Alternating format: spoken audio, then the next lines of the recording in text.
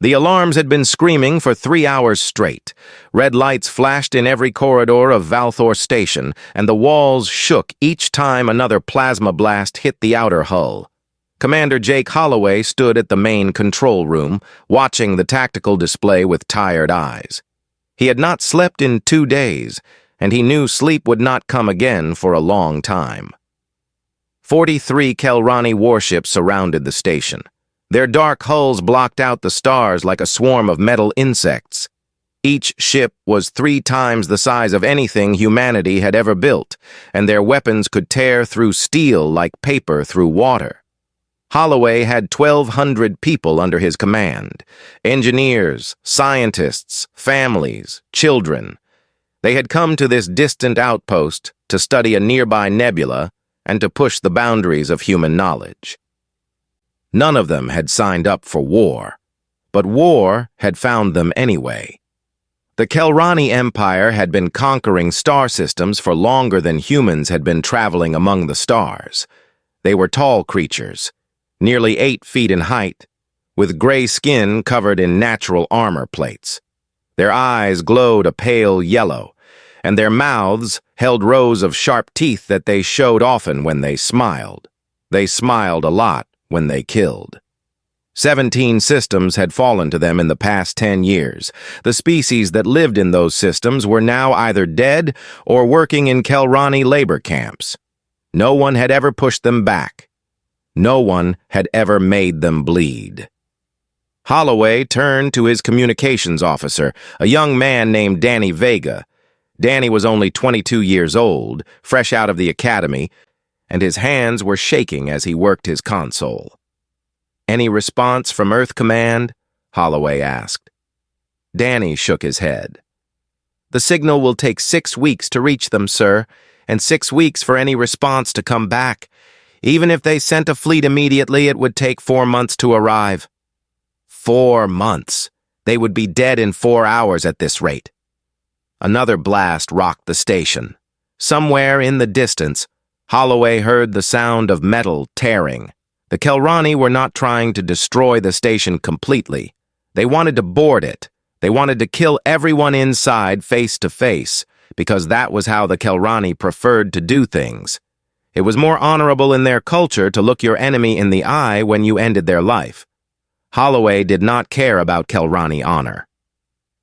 He cared about the families hiding in the shelters below. He cared about the children who were crying for their parents. He cared about giving them even 1 more hour of life. "All security teams to defensive positions," he ordered. "We hold them as long as we can."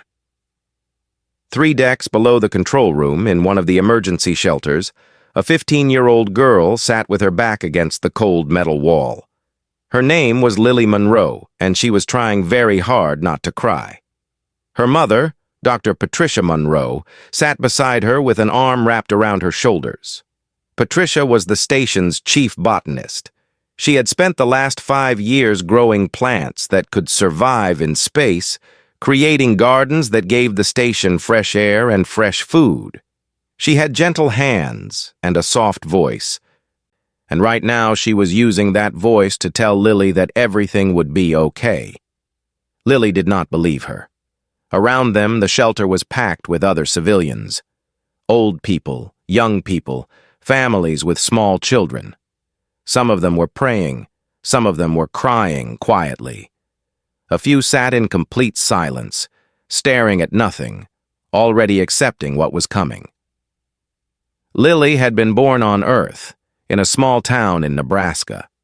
She remembered the farm where her grandmother lived, the endless fields of wheat that turned golden in summer, the way thunderstorms rolled across the flat land like giants walking across the world.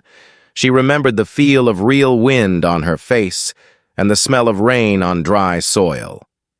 She had been only 5 years old when her mother took a job on Valthor Station. 10 years in space had changed her in ways she did not fully understand. She was taller than most girls her age, but thinner too. The doctors said it was because of the lower gravity. Human bodies changed when they lived away from Earth. Bones became less dense, muscles became weaker. The heart did not have to work as hard. Sometimes Lily dreamed about Earth. In those dreams, she could feel the planet pulling at her, calling her home. She would wake up with a strange ache in her chest, a longing for something she could barely remember. Right now, she would have given anything to be back on that farm in Nebraska, safe under her grandmother's roof, listening to the sound of crickets singing in the night. The shelter shook as another explosion hit somewhere nearby. The lights flickered once, twice, then steadied again. A child started crying, and his mother tried to comfort him with words that had no meaning. On the bridge of the lead Kelrani warship, High Commander Vorax watched the human station on his display screen. He was old by Kelrani standards, nearly 400 years, and he had led more conquests than he could easily count. This one did not interest him very much. Humans were weak creatures, small, soft, short-lived. They had spread across a handful of star systems in their brief time among the stars, building their little stations and their little colonies, pretending they mattered in a galaxy that had existed for billions of years before them. They would be easy to erase. Vorax had already decided that humans were not worth enslaving. They were too fragile for heavy labor and too stubborn to make good servants. Extermination was the more practical choice. Quick, clean, efficient. His adjutant, a younger Kelrani named Torek, approached with a report. "The boarding parties are ready, High Commander. The humans have defensive teams in position, but our warriors will cut through them easily." Vorax nodded slowly. "Begin the assault. I want this finished within the hour." He turned back to watch the station, his yellow eyes glowing in the dim light of the bridge. The humans were fighting back, firing their small weapons at his mighty ships, but their efforts were pathetic, like insects trying to stop a flood. The battle was one-sided, and everyone knew it. What Vorax did not know, what no one knew yet, was that among those terrified humans hiding in a shelter 3 decks below the main control room, there was a girl who carried something inside her, something that had been sleeping for 10 years, something that was about to wake up. Lily Monroe did not know it either, but she would learn very soon. The eastern docking bay fell first. The Kelrani cut through the reinforced doors with plasma torches that burned hotter than the surface of a star. When the metal finally gave way, steam and smoke poured into the corridor, and through that cloud came the enemy. They moved like shadows made solid. Their gray armor caught the emergency lights and threw back dull reflections. Each warrior stood nearly 8 feet tall, and each one carried weapons that could kill a human from 100 meters away. They did not run. They did not need to. They walked with the slow confidence of predators who had never lost a hunt. Lieutenant Sam Ortega was waiting for them with 24 security officers. They had built barricades from cargo containers and furniture, anything they could find. Their weapons were standard-issue pulse rifles, good enough for dealing with pirates or wild animals but never designed to fight something like this. Sam was 31 years old. He had joined the security force because he wanted to protect people, not because he wanted to fight wars. He had a wife named Maria waiting for him back on Earth, and a daughter he had only seen through video messages. Her name was Sophia, and she was learning to walk.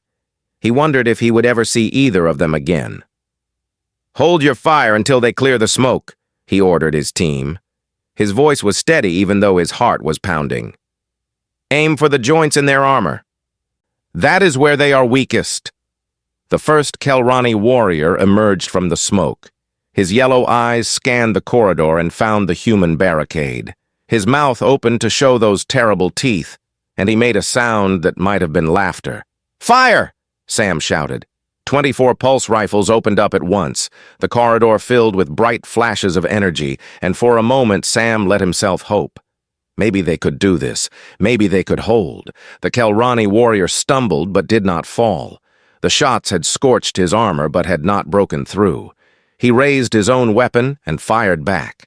The human next to Sam, a young woman named Kelly Park, took the blast directly in the chest. She was dead before she hit the ground. More Kelrani poured through the breach, 5, 10, 20 of them. They fired as they advanced, and Sam watched his team fall one by one. He kept shooting even as the barricade crumbled around him. He kept shooting even when a plasma bolt caught him in the shoulder and spun him around like a toy. He fell behind a cargo container, clutching his wounded arm. The pain was incredible, like someone had pressed a hot iron against his flesh. He could smell his own burning skin. Through the gaps in the container, he watched the last of his team die. Good people, brave people, gone in less than 3 minutes. The Kelrani did not stop to celebrate their victory. They simply stepped over the bodies and continued deeper into the station. They were looking for the shelters now, looking for the civilians, looking for the easy kills. Sam tried to stand, but his legs would not hold him. He slumped back against the container and closed his eyes. He had failed.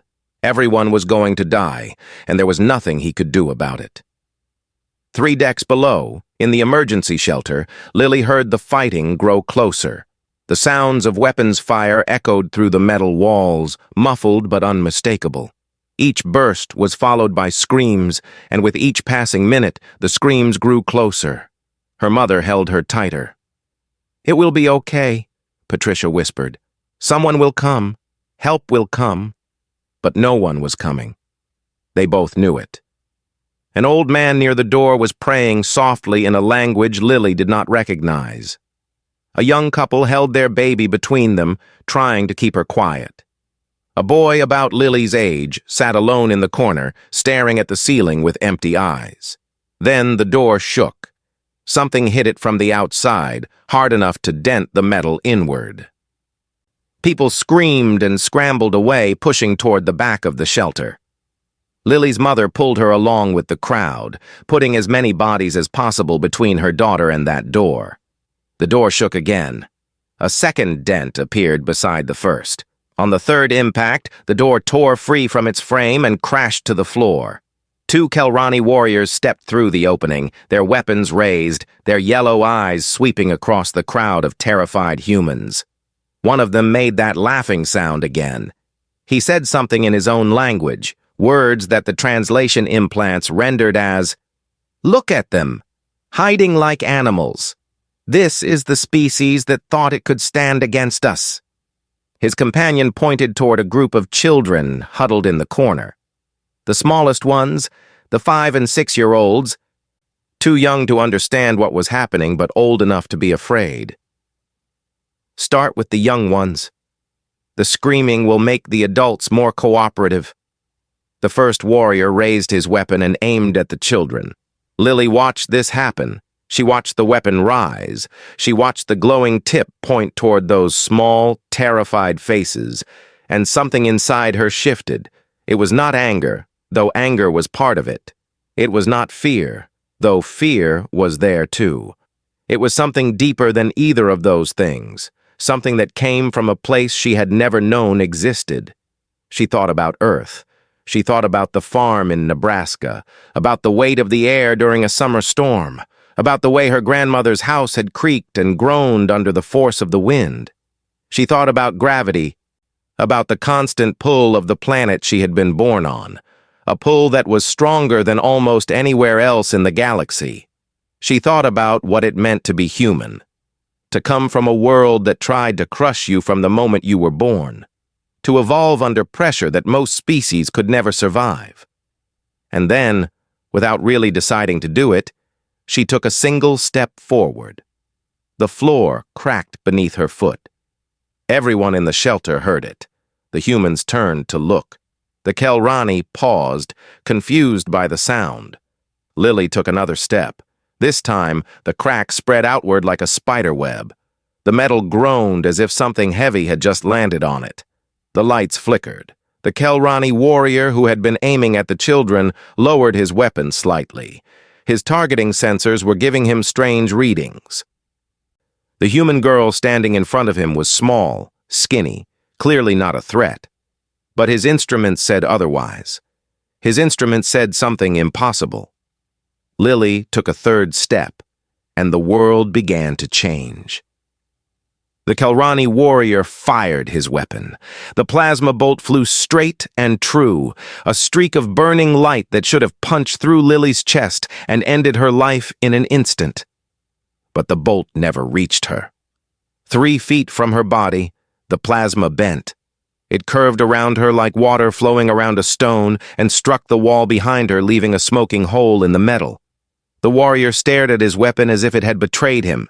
He fired again. The same thing happened. His companion opened fire too, both weapons blazing, filling the air with deadly light. Every single shot bent away from the small human girl who stood before them. Lily did not understand what was happening. She only knew that she felt different, heavier somehow, as if she had suddenly remembered how to carry herself properly. The floor continued to crack beneath her feet with each step she took. The air around her seemed thicker, harder to push through. She walked toward the first Kelrani warrior. He stopped firing and stepped back, his yellow eyes wide with something that might have been fear. In 400 years of Kelrani history, no single warrior had ever retreated from a human. But this warrior retreated now. "What are you?" he demanded. His voice came through the translation implant as a harsh whisper. Lily did not answer. She did not have words for what she was becoming. She reached out with one hand, slowly, almost gently, and touched the warrior's chest plate. The armor crumpled. It folded inward like paper being crushed in a fist. The warrior screamed as the forces pressing against him grew stronger and stronger. His bones broke. His organs collapsed. In less than 3 seconds, the creature that had terrorized 17 star systems was reduced to nothing. The second warrior turned and ran. He made it 3 steps before the gravity around him increased 1,000-fold. He did not even have time to scream. One moment he was running. The next moment he was a dark stain on the floor. The shelter fell completely silent. Lily stood in the middle of the room, breathing hard. Her hands were shaking. She looked down at them as if they belonged to someone else. What had she done? What had she become? Her mother broke free from the crowd and rushed toward her. "Lily? Lily, are you hurt?" Lily shook her head slowly. "I do not think so. I feel strange. I feel heavy." Patricia touched her daughter's face, checking for wounds, checking for any sign of injury. There was nothing. Just the same girl she had raised for 15 years, the same brown eyes and messy hair, the same small hands that used to help her plant seeds in the station's garden. But something was different now. Something had changed. Around them, the other survivors began to emerge from where they had pressed against the back wall. They stared at Lily with a mixture of awe and terror. Some of them fell to their knees. Others simply stood frozen, unable to process what they had witnessed. The old man who had been praying crossed himself and whispered something about miracles. Lily looked at the remains of the 2 Kelrani warriors. The sight made her stomach turn. She had killed them. She had killed them with nothing but her touch and her will. The weight of that truth settled into her chest like a stone. But outside the shelter, more Kelrani were coming. She could hear them in the corridors, their heavy footsteps growing closer. The station was still under attack. The battle was not over. She did not know if she could do it again. She did not know if what had happened was a one-time miracle or something she could control. But she knew she had to try. "Mom," she said quietly, "I have to go." Patricia grabbed her arm. "No. Absolutely not. You are a child." "Let the security teams handle this." "The security teams are dead, Mom, or they will be soon. Those things are going to kill everyone on this station unless someone stops them." "And you think you can stop them? One girl against an army?" Lily looked at her mother with eyes that suddenly seemed much older than 15. "I do not know what I can do, but I know what will happen if I do nothing." She pulled free from her mother's grip and walked toward the broken door. Her footsteps left cracks in the floor wherever she stepped. The air around her shimmered slightly, like heat rising from summer pavement. Behind her, Patricia Monroe watched her daughter leave and felt her heart breaking into pieces. In the corridors of Valthor Station, Lily found war. Bodies lay everywhere. Human bodies, cut down by plasma fire or torn apart by Kelrani blades. She recognized some of them. A technician who had taught her how to fix broken equipment. A cook who always gave her extra dessert. A security officer who used to joke with her about Earth movies. Dead. All of them dead. Lily walked through the carnage like a ghost. Tears streamed down her face, but her feet kept moving. With each step, she felt herself growing stronger, heavier, more connected to something she could not name. She thought about Earth again. She thought about what the teachers had told her in school, about how humans had evolved in a gravity well stronger than almost anywhere else in the galaxy. Most species developed on smaller worlds with weaker pulls. Their bodies were lighter, more efficient, but also more fragile. Humans were different. Humans came from a world that fought against them every single day. Every step they took, every breath they drew, they did against the constant pressure of their home world trying to drag them down. Their bones grew dense to support them. Their muscles grew strong to lift them. Their hearts grew powerful to push blood through bodies that weighed more than they should. Humans were built to carry weight. And somewhere deep inside Lily Monroe, in a place that had been sleeping for 10 years in the low gravity of space, something had remembered that truth. Something had woken up. She found a group of Kelrani soldiers in the main corridor. 6 of them, moving toward another shelter full of civilians. They saw her approaching and stopped, confused by the sight of a single human girl walking toward them without fear. One of them raised his weapon.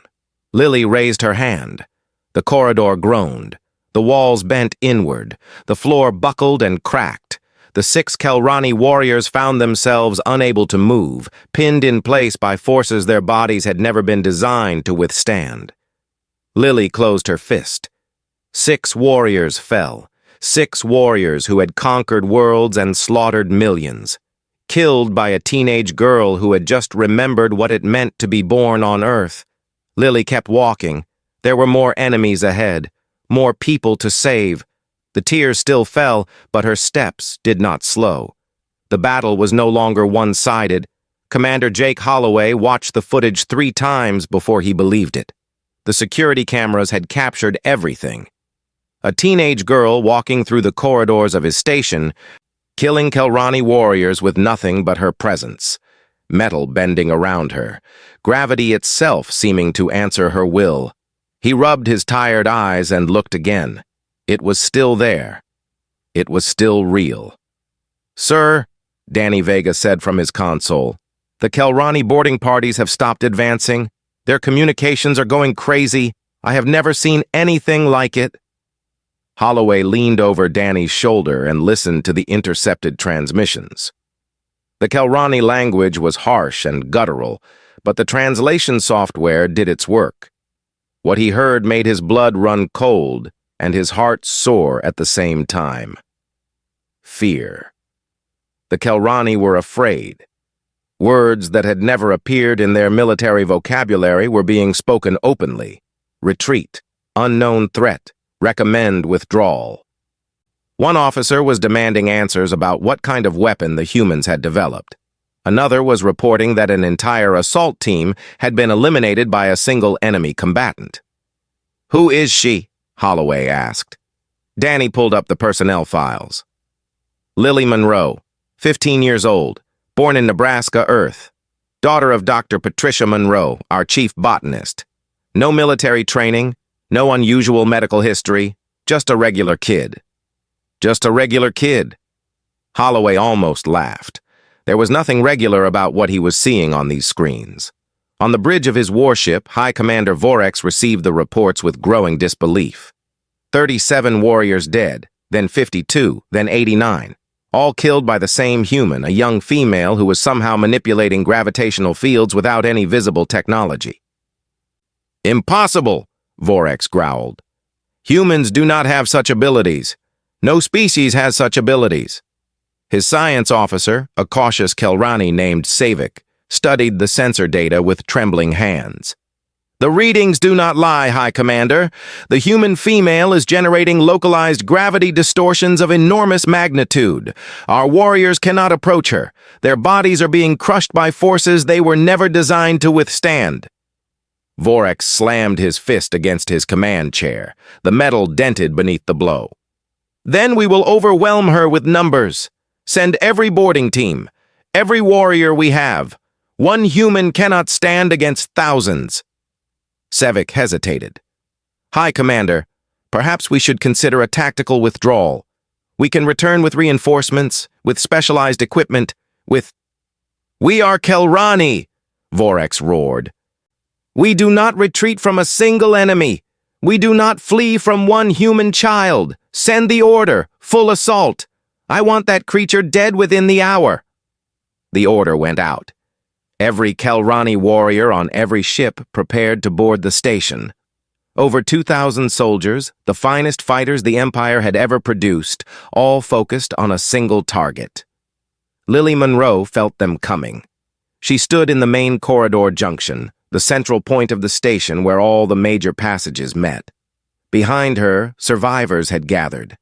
Lieutenant Sam Ortega, his arm wrapped in a makeshift bandage, stood at her right side. Her mother had pushed through the crowd to stand at her left. Others filled the corridor behind them, humans who had decided they would rather die fighting than hide in shelters waiting for the end. They had found whatever weapons they could, pulse rifles from fallen security officers, metal pipes from maintenance closets, kitchen knives from the cafeteria. Against Kelrani warriors, these things were almost useless, but no one was willing to let Lily face the enemy alone. "You do not have to do this," Lily said quietly. "I can handle them." Sam Ortega checked his rifle with his one good hand. "Kid, I watched my entire team die today. I could not save them. But maybe I can help you. Maybe that counts for something." Patricia Monroe touched her daughter's shoulder. "I am not leaving you. Not ever. Whatever happens, we face it together." Lily wanted to argue. She wanted to send them all away to safety. But she could see the determination in their eyes, and she knew that no words would change their minds. These people had chosen to stand with her. She would have to be worthy of that choice. The Kelrani came from all directions at once. They poured through every entrance to the junction, a wave of gray armor and yellow eyes and gleaming weapons. The first ranks opened fire immediately, filling the air with plasma bolts that screamed toward the human line. Lily stepped forward. The bolts bent around her and the people behind her. They curved through the air like birds changing direction and struck the walls and ceiling instead of flesh. The Kelrani soldiers faltered, confused by the failure of their weapons. Lily took another step. The floor cracked. The walls groaned. The air itself seemed to grow heavier. She raised both hands and pushed. The front rank of Kelrani warriors collapsed, not from any visible impact, but from the sudden increase in gravity that turned their bodies into prisons. They fell to their knees, then to their faces, then stopped moving entirely as the force pressing down on them exceeded what their bones could bear. The second rank tried to advance over the bodies of the first. They met the same fate, then the third rank, then the fourth. Lily walked forward into the sea of enemies. With each step, more of them fell. Some tried to flee, but the gravity caught them before they could escape. Some fired their weapons in desperation, but the shots never found their targets.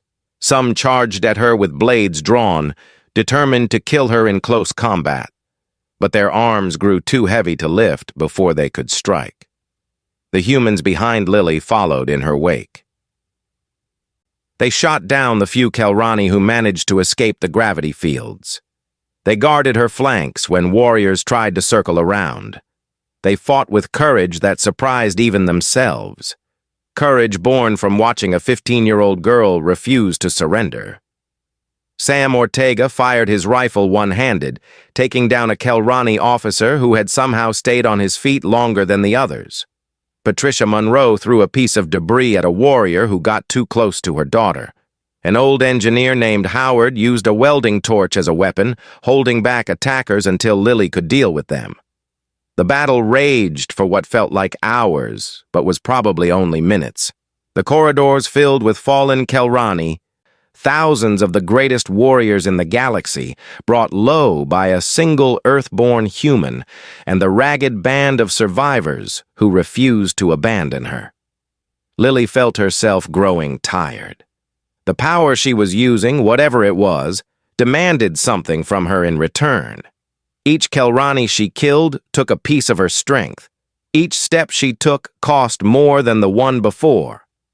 But she did not stop.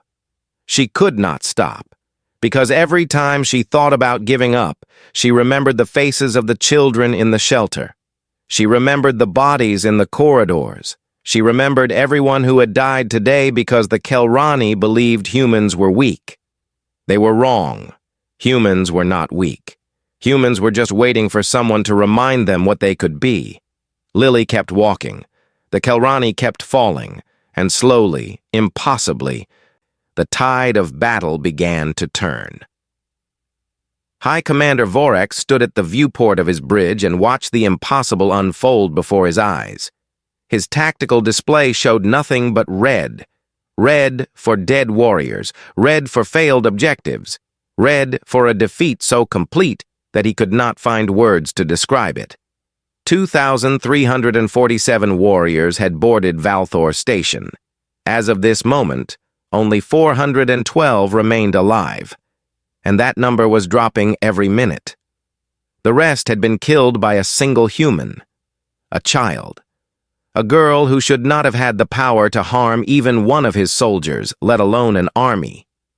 Vorex had lived for 400 years. He had conquered more worlds than most species ever knew existed. He had built an empire that stretched across 17 star systems and commanded fleets that could darken the sky of any planet. He had never known defeat. Until today. His adjutant, Torek, approached with trembling steps. "High Commander, the warriors are requesting permission to withdraw. They cannot fight her. Nothing we have can hurt her. Our weapons bend around her. Our strongest soldiers cannot even stand in her presence. She is not a warrior. She is a force of nature." Vorex said nothing.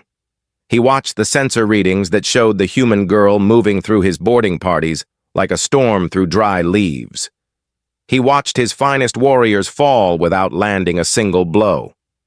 "High Commander," Torek pressed, "your orders?" Vorex closed his yellow eyes. In his long life, he had given many orders, attack orders, execution orders, orders that had ended civilizations and erased species from existence, but he had never given the order he was about to give now. "Full retreat," he said quietly.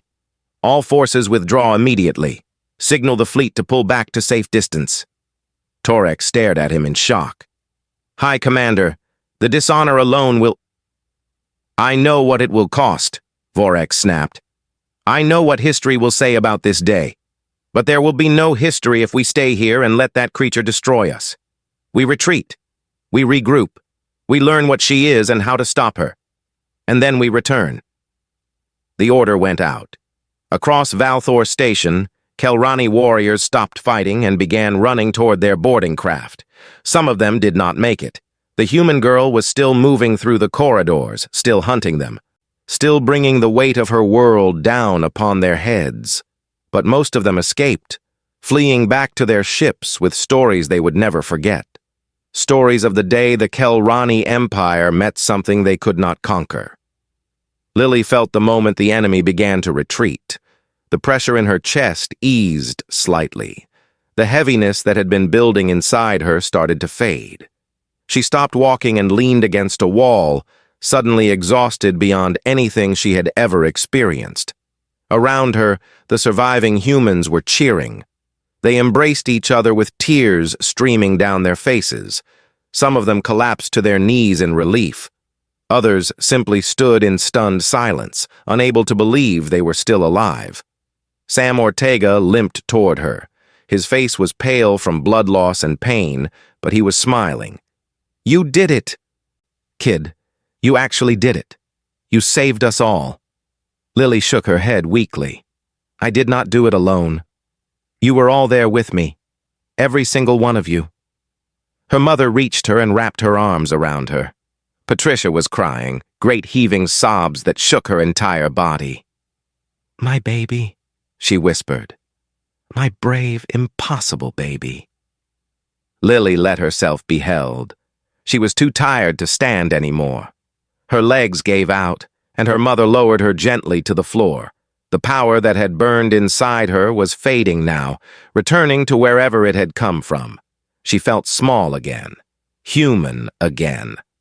But she knew it was still there, sleeping somewhere deep inside her, waiting to be called again if she needed it. Commander Holloway's voice came over the station's speakers. "Attention all personnel. The Kelrani fleet is withdrawing. I repeat, the enemy is retreating. We have won." The cheering grew louder. People who had been strangers an hour ago were hugging each other like family. The dead would be mourned later. Right now, the living needed to celebrate the fact that they were still breathing. From his viewport, Vorex watched the human station grow smaller as his fleet pulled away. His hands were clenched into fists so tight that his claws drew blood from his palms. He understood now why the Kelrani High Council had marked humans for extermination rather than enslavement.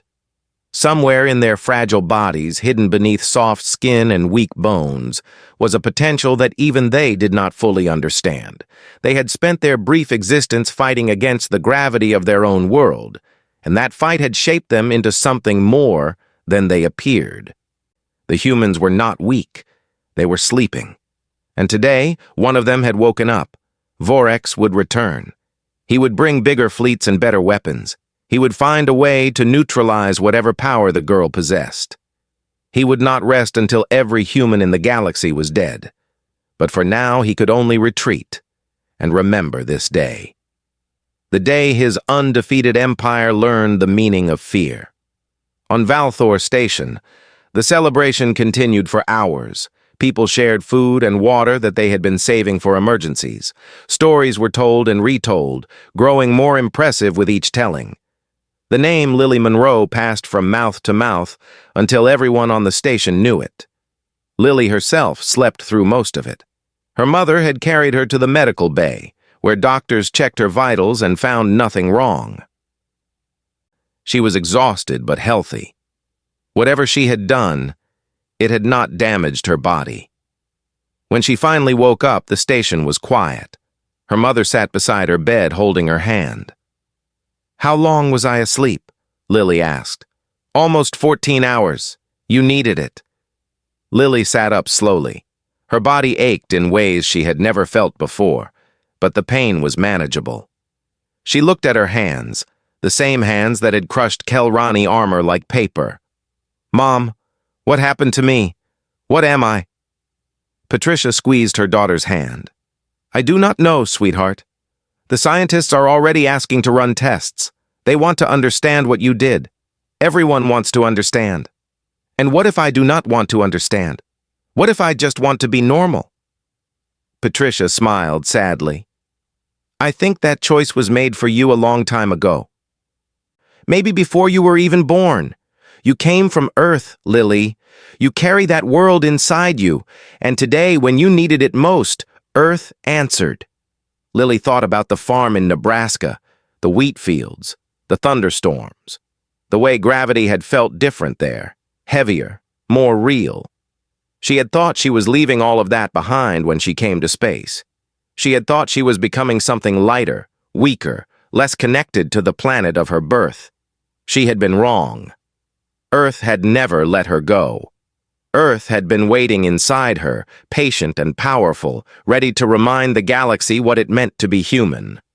Word of what happened at Valthor Station spread across the stars. It reached Earth in 6 weeks. It reached the Kelrani homeworld in 8.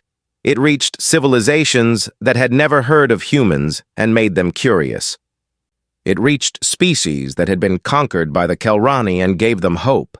A single Earthborn human girl had stopped an invasion. A single step had changed everything. The battle had been one-sided, but not in the way anyone had expected.